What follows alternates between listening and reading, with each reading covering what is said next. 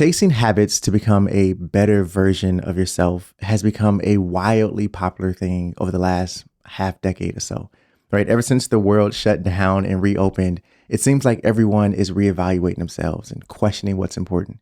Many people started decluttering, paying off debts, rethinking their careers, and building habits that support the goals they want to achieve. And as someone who has experimented with dozens upon dozens of habits for, the last 10 years, trying to find what works for me, I learned a lot. And from my experience, there's one habit that helped me create the life I want, the one that matters. And that habit is being decisive, because you can do all the talking you want about the things you want to do, the changes you want to make, everything you want to achieve. But if you don't make decisions and honor them, then it doesn't matter what you talk about or what you hope for, right? It doesn't mean anything. And that's what I want to talk about today, right? That one habit that genuinely helped me. But here's where things get interesting. I was recently having a conversation with a member of Clarity Lab, which is my membership community. And let's call her Kelly for the sake of conversation. And Kelly was struggling with overwhelm and indecision in regards to decluttering, but also a career change she's exploring. And as I dug into her situation, I realized that she's facing something very familiar to many of us on this clarity journey. And that is this: we're paralyzed by the fear of making the wrong move. So much so that we don't make a decision. And it's that indecision that is keeping us stuck and overwhelmed. Now, right off the bat, I can relate. And so we had a good conversation that led to some key takeaways for her. But I know I'm not the only one, right? Maybe you've felt the weight of indecision in your life in the past or right now, and it's holding you back in your career, your creative work, or your personal life, right? Now, no matter who you are, feeling held back because of your own doing is not desirable. And so from my experience and from the conversations I've had with others about their experiences, there's a truth we all agree on. Avoiding decisions makes everything harder. So my goal today is to help you break free from that cycle. But I'm not going to overcomplicate this with some unnecessary and drawn out system. Simple is better in this case. So let's talk about the why first, and then we can dive into the what and how this can help you create the life you want. Now, I've made a ton of mistakes in my 32 years of life, and there's one in particular that I see many other people making without realizing it. And it's thinking indecision is just a harmless habit. And maybe you've heard someone express it in this way before, or maybe you say it yourself. It sounds like this: hey, if you were in my shoes, what would you do? Which one would you choose? Seriously, if you were me, which one? Because I can't decide. You think this is a good decision? Uh, I'm so indecisive. I'm so indecisive. I don't know what to do. I don't know what to do. See, we say it like it's no big deal, like it's just a harmless habit. And so we're nonchalant about it. We're comfortable justifying our indecision with the small things. And we carry that same comfort with the bigger decisions we're faced with as well. But see, indecision isn't just a harmless habit. Indecision comes with real consequences. And every time you avoid or put off a decision, you're not just leaving things unresolved. You're paying a price in terms of your time, your energy, your emotional well-being, and that weight only gets heavier, right? Here's the typical advice we see regurgitated across the internet. It sounds similar to this: if you're feeling stressed, worried, or overwhelmed about a decision, put it off until later. Choose a time and date in the future to worry, and just tell yourself, I'll worry about it then. We naturally like this kind of advice because it feels friendly and encouraging. It makes us feel better in the moment, but in practice, it's not very helpful, and it doesn't produce the results we need and want. This kind of advice only keeps us stuck in stress and inaction. I mean, think about it. How many times have you delayed a decision, big or small, thinking it would get easier with time, only to realize it never does? This was my experience 4 years ago, right? I was feeling unfulfilled in my career.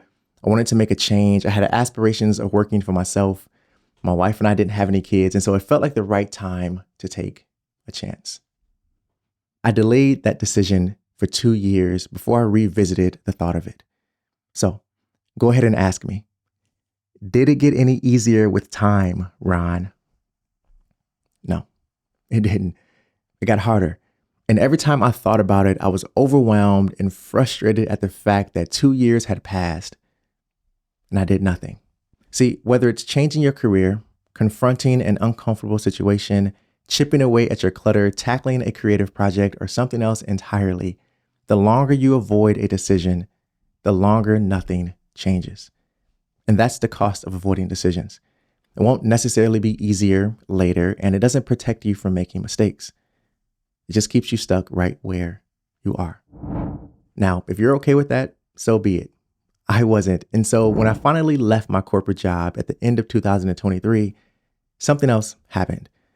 Just when I finally thought I conquered indecision around my career, I started overthinking everything in my business, from the content I would create to the products and services I would offer. And as someone who was brand new to being self-employed, the fear of making the wrong move got the best at me at every turn. And looking back, I can clearly see the impact this has had. I'm talking about a decline in my confidence. I was paralyzed by overwhelm. My business was stagnant, and I continued to be indecisive.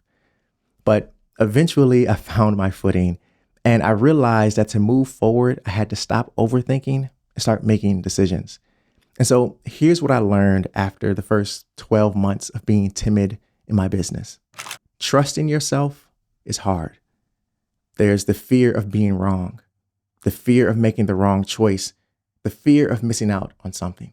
And as a form of protecting ourselves, we default to searching for more information, to searching for reassurance. And so we're watching videos, we're reading reviews, we're looking for someone to tell us exactly what to do. And maybe that sounds familiar. And so here's the missing piece I wish I knew sooner on my journey. You don't need to have every answer right away. What matters is that you have enough self-trust to confidently move forward. And that's the power of being decisive. It's not about making the perfect choices or having everything figured out. It's about pushing through the discomfort and the hesitation, knowing you'll figure it out. And as simple as it sounds, it's true. The more decisions you make, the easier it gets to make the next one.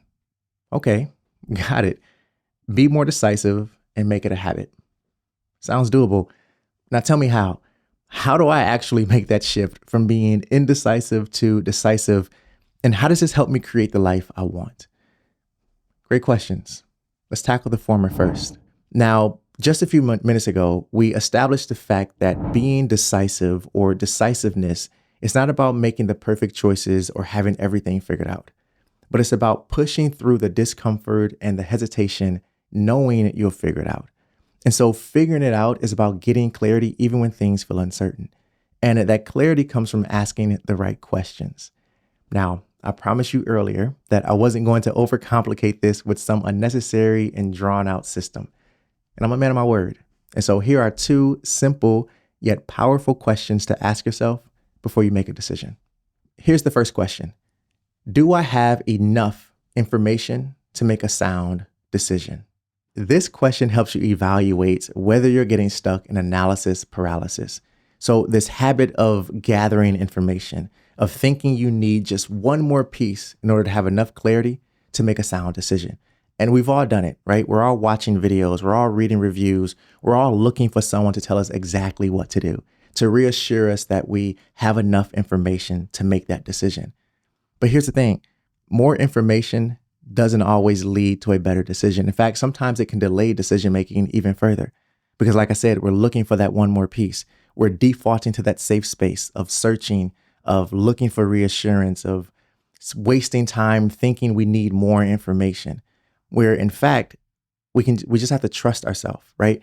And so the goal here is to end that cycle of overthinking and give yourself permission to make a decision on what you already know. And so it's about asking yourself, do I have enough data to make this decision? Or is there really something missing? Do I need something else? And being honest about that. The second question is, am I emotionally at peace with this decision? This question is about checking in with yourself, right? And so if you're feeling uneasy or conflicted, it's important to take a step back and ask why.